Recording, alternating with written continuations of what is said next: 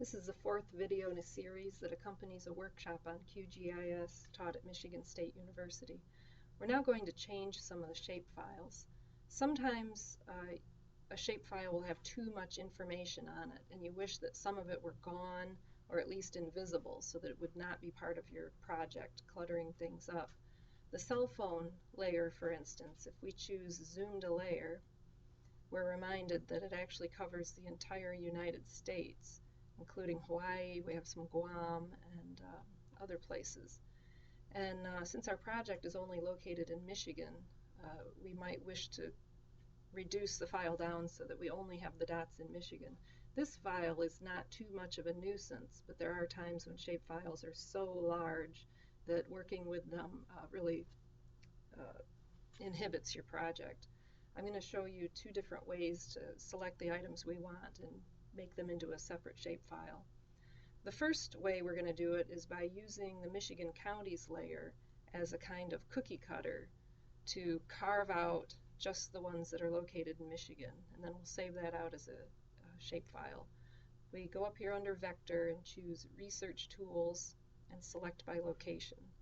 Our input layer is the cell phone towers, and the Michigan Counties is our intersect feature.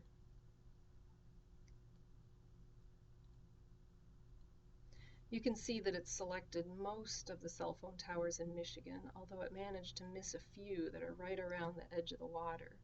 You can pick these up by choosing the Select tool, holding down the Control button, and clicking on them. You have to select cellular. There we go.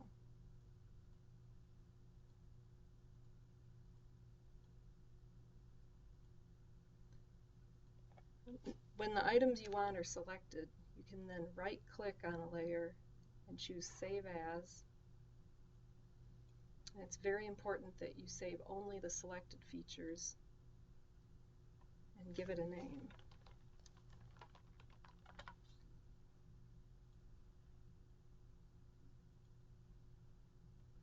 And our new layer is purple, and it's laying on top of the other cell phone towers.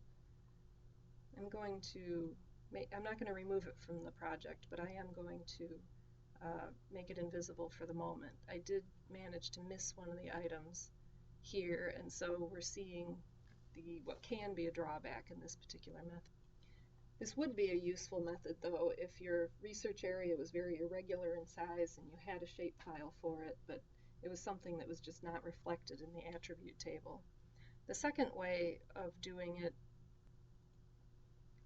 in a similar sort of way is under Vector, under Geoprocessing Tools, there's something called Clip, and that's very similar. I've had trouble in the past if the two shapefiles in question aren't of the same projection, if they weren't made in the same projection, this not working.